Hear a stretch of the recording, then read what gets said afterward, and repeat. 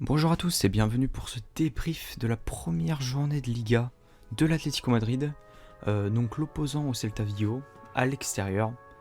Donc déjà très content de retrouver la Liga après genre 3 mois d'arrêt quoi, enfin avec l'Euro et tout, hein, très bon Euro avec l'élimination de la France.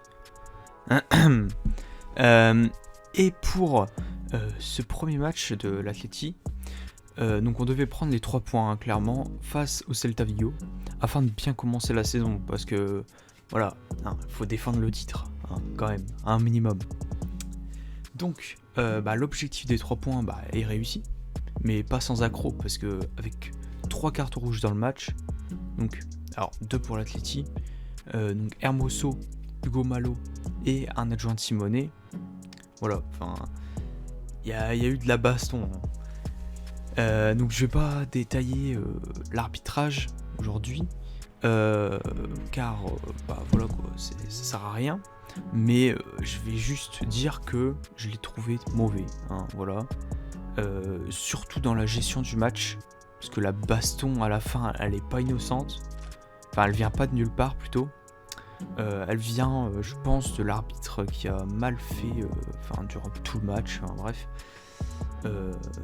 Par exemple, non, je vais pas détailler. Enfin bref. Et donc, pour le match en lui-même, donc l'Atlético évolue donc avec une défense à 3 avec Jiménez, Hermoso et Savic. Au milieu de terrain, donc il y avait Kondogbia, donc qui du coup était titulaire, surprise. C'était une surprise plutôt. Car Rodrigo de Paul était attendu comme titulaire. Et au final, c'est Kondogbia qui était titulaire.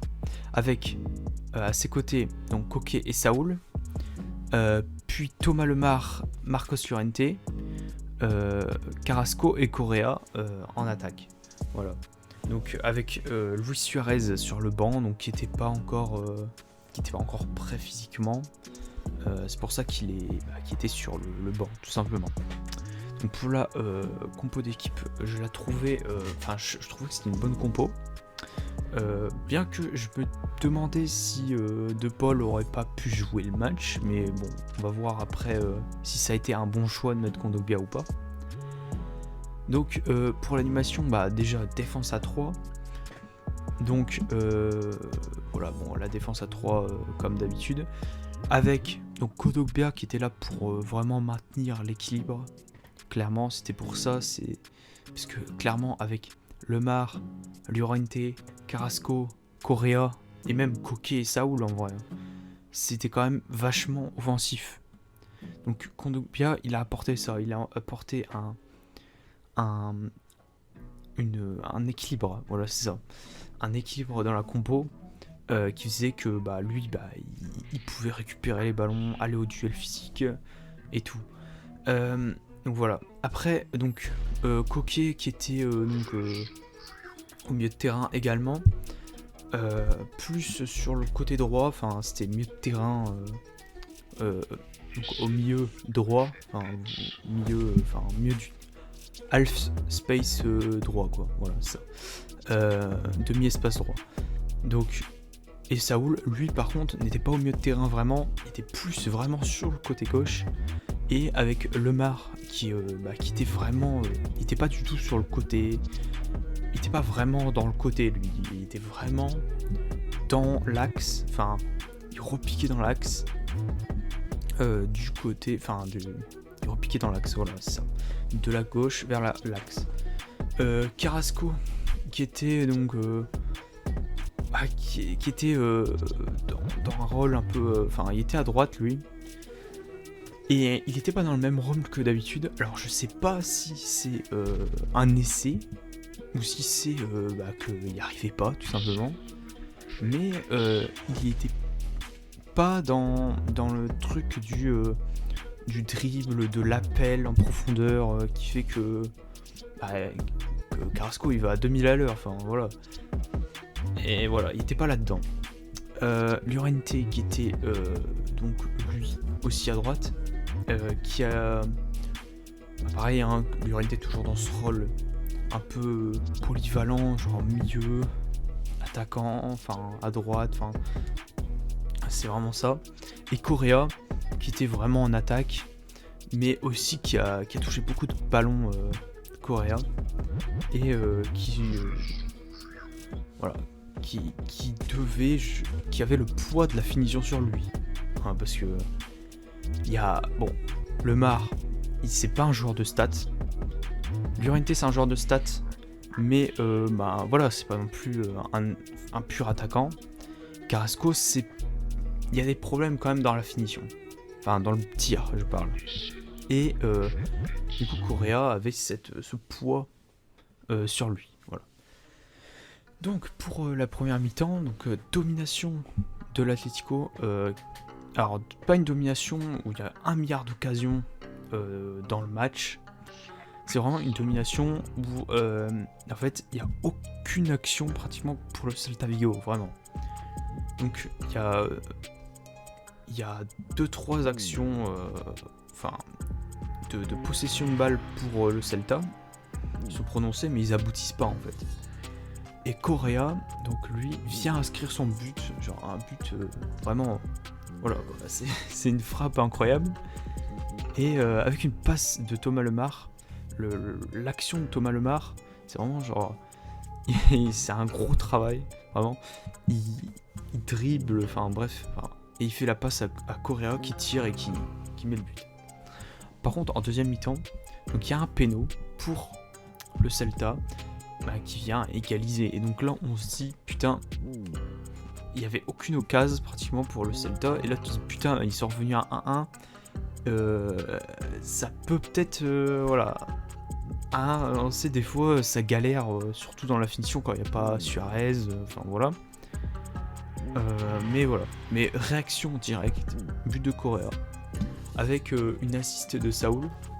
Saúl qui était vraiment sur le côté gauche, qui fait une passe, donc une passe à ras de terre, enfin, qui arrive vers Correa dans la surface, donc à droite, enfin plus à droite, surface de réparation à droite, puis frappe, hop, et but.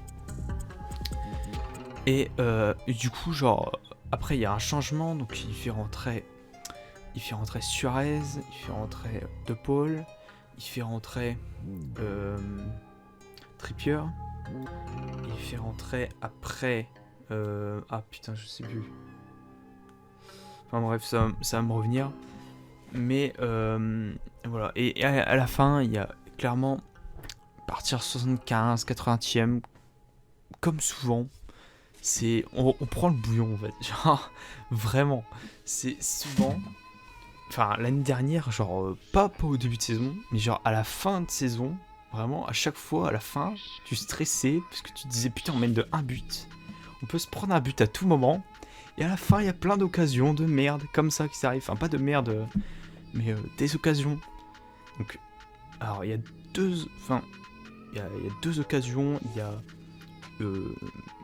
un centre, mais qui est repris par personne.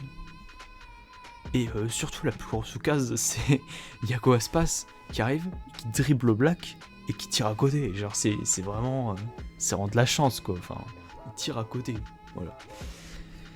Donc, alors là on va faire les tops, les flops, voilà. Donc en top, je mets Correa pour 2 buts, voilà, doublé. Surtout en 2 tirs, hein, il était vraiment chirurgical. Plus le fait qu'il touche quand même beaucoup de ballons, hein. Correa, il a joué 65 minutes, il a touché une soixantaine de ballons, je pense. Enfin, quand même beaucoup. Saúl, pour son activité. Beaucoup de ballons touchés, de duels gagnés, et aussi l'assist. Hein. J'aurais pu mettre Thomas Lemar en top, pour surtout... donc il y a cette action sur le but de Correa, plus une autre action où il a failli mettre un but. Enfin non, il a failli remettre une assist à Carrasco, mais qui fait un mauvais choix. Du coup, il n'y a pas but. Voilà. Mais le troisième, ça sera Kondogbia. Donc pourquoi ? Parce qu'il a vraiment amené l'équilibre. Et vraiment, en première mi-temps, il a été vraiment très bon. Et beaucoup de duels gagnés, de récupération de balles, etc. Donc, pour les flops, donc je vais mettre Hermoso pour son rouge. Parce que, genre, pour moi, quand tu te prends un rouge, surtout comme ça, enfin, c'est pas, oh, il est arrivé, c'était vraiment un rouge vraiment évitable, quoi. Enfin, c'est pas genre le mec qui part, il y a, je sais pas, Aspas qui part en contre-attaque, 90e minute, tu le tacles pour sauver l'équipe, non. C'est vraiment un rouge de merde. Alors, une baston, c'est bon, t'es pas obligé, enfin. Après Coquet, voilà, beaucoup trop de pertes de balles, beaucoup de déchets techniques, il est sorti de façon à la 65e. Carrasco, pourquoi? Parce qu'il y a beaucoup de mauvais contrôles, de mauvais choix. Il était moins affûté, je trouve, il était pas... Je sais pas, c'était pas comme d'habitude. Mais bon, je pense que ça va revenir. Hein. Et après, du coup, pour les joueurs intéressants, bon, c'est des joueurs que j'ai envie de parler, mais qu'ils sont pas dans les tops, pas dans les flops. Donc, Suarez, déjà, parce qu'il a fait une bonne entrée. Il a provoqué des fautes, il a presque provoqué un péno. De Paul, parce que c'était sa première en Liga. Hein. Il n'a pas été très influent, il n'a pas touché beaucoup de ballons. C'était pas incroyable, mais voilà, c'est sa première. Hein, voilà. Et enfin Oblak, qui est pour moi fautif sur l'action qui entraîne le péno. Hein. C'est lui qui met la balle, qui la dégage mal, enfin bref. Voilà. C'est rare de mettre Oblak, enfin je l'ai pas mis dans les flops, mais j'aurais pu presque le mettre dans les flops parce que bah on a failli se faire baiser quoi. Voilà. Donc maintenant je vais parler de la concurrence. Donc le Real qui a gagné 4-1 à l'extérieur contre Alaves. Voilà, donc le Real avec un doublé de Benzema qui a pour son premier match quand même assez bien joué quoi, avec Hazard, Bale, voilà. Et Valverde aussi, Valverde qui était important. Donc je vais très vite hein, sur les débriefs là. Et le Barça, alors que je n'ai pas fini, mais parce qu'en fait je fais ça à la mi-temps du match du Barça. Et là pour l'instant il gagne 2-0. Alors ça fait bizarre de ne pas avoir Messi. Mais c'est vrai que le Barça, il a quand même vachement changé. Rien que en regardant un match. Parce que vraiment Memphis, genre c'est vraiment différent. Et puis Memphis, il a quand même une activité au milieu, à la récupération et tout, fait du pressing et tout. Enfin, c'est vraiment. En fait, le truc qui est bien avec le fait que t'as plus Messi. Alors certes, tu perds un joueur qui est vraiment qui est incroyable, hein, vraiment. Mais le truc, c'est que t'as plus de ce problème tactique en fait. Messi, il faut savoir le mettre dans les bonnes conditions. Et avec ce Barça là, cet effectif là, en fait tu pouvais pas vraiment mettre. Enfin, en fait t'avais Messi qui faisait tout, mais autour les joueurs n'arrivaient pas à jouer avec Messi parce que ils arrivaient pas. Par exemple, Griezmann n'y arrivait pas. Et c'est pas de la faute à Messi, hein, mais voilà, c'est juste une question de système. Et là, je trouve que juste avec cette mi-temps, ça va quand même un peu mieux. Alors même si t'as 3 joueurs axiaux, Braithwaite, Griezmann, Depay, Memphis, c'est quand même, je trouve, prometteur. Après, à voir, c'est une mi-temps sur le premier match. Hein, ils vont couler, mais c'est prometteur quand même. Voilà. Donc voilà. Donc voilà, j'espère que ça vous aura plu. Et puis voilà. Et je vous retrouve pour un prochain débrief ou pour une prochaine analyse. Et je vous dis voilà, à plus tard.